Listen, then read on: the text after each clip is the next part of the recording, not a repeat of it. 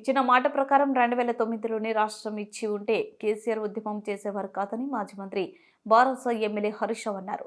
సంగారెడ్డిలో ఏర్పాటు చేసిన మీడియా సమావేశంలో ఆయన మాట్లాడారు. 2004 నుంచి 2014 వరకు రాష్ట్రం కేంద్రంలో అధికారంలో ఉన్నదే కాంగ్రెస్ కాదా అని ప్రశ్నించారు. తెలంగాణ ఇస్తామని 2004, 2009 మధ్య మాతో కాంగ్రెస్ పొత్తు పెట్టుకుంది. పొత్తు పెట్టుకుని తెలంగాణ ఇవ్వకుండా కాంగ్రెస్ మోసం చేసింది. రాష్ట్ర సాధన కోసం కేసీఆర్ నిరాహార దీక్ష చేశారు. నవంబర్ 29 లేకపోతే డిసెంబర్ 9 ప్రకటన లేదు. సోనియా గాంధీ దయ తలచి తెలంగాణ ఇచ్చారంటున్నారు. ఎవరో దీక్ష వల్ల తెలంగాణ రాలేదు. కేసీఆర్ వల్లే తెలంగాణ రాష్ట్రం వచ్చింది. తెలంగాణ ప్రజల పోరాట ఫలితంగా రాష్ట్రం ఏర్పడింది. ముఖ్యమంత్రి రేవంత్ రెడ్డి ఎప్పుడైనా ఉద్యమంలో పాల్గొన్నారా? అందరూ ఎమ్మెల్యేలు రాజీనామా చేయాలని జేఏసీ చైర్మన్ పిలుపునిస్తే చేయలేదు. తెలంగాణ చరిత్రను మార్చాలని చూస్తున్నారని హరీష్ రావు విమర్శించారు. కాంగ్రెస్ పార్టీ అడుగడుగున తెలంగాణ ప్రజల ఆకాంక్షను కాలరాసిన పార్టీ కాంగ్రెస్ పార్టీ. ఉద్యమాలను అణచివేసిన పార్టీ కాంగ్రెస్ పార్టీ. ఎంతో మంది ప్రాణాలను బలిగొన్న పార్టీ కాంగ్రెస్ పార్టీ. అసలు మొట్టమొదలు ఆంధ్రప్రదేశ్తో కలవము,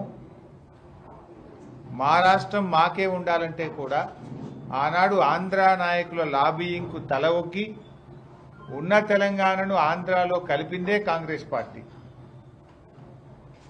60 ఏళ్లు తెలంగాణ ప్రజలు అనుభవించిన గోస, కష్టం, జరిగిన అన్యాయానికి బాధ్యత కాంగ్రెస్ పార్టీది.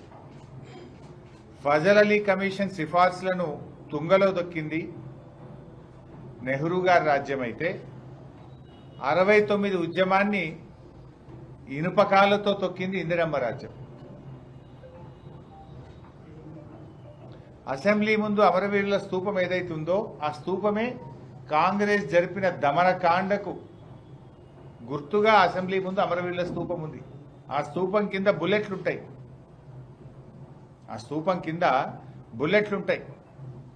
1969 ఉద్యమంలో 369 మందిని కాంగ్రెస్ పార్టీ కాల్చి చంపితే ఆ కాంగ్రెస్ యొక్క దమనకాండ, కాంగ్రెస్ పొట్టన పెట్టుకున్న 369 మందికి సూచికగానే ఇవాళ అసెంబ్లీ ముందు అమరవీరుల స్తూపం ఉన్నది. జై తెలంగాణ అన్న పాపానికి, నేరానికి అదొక నేరం కింద 369 మందిని కాల్చి చంపింది కాంగ్రెస్ పార్టీ కాదా?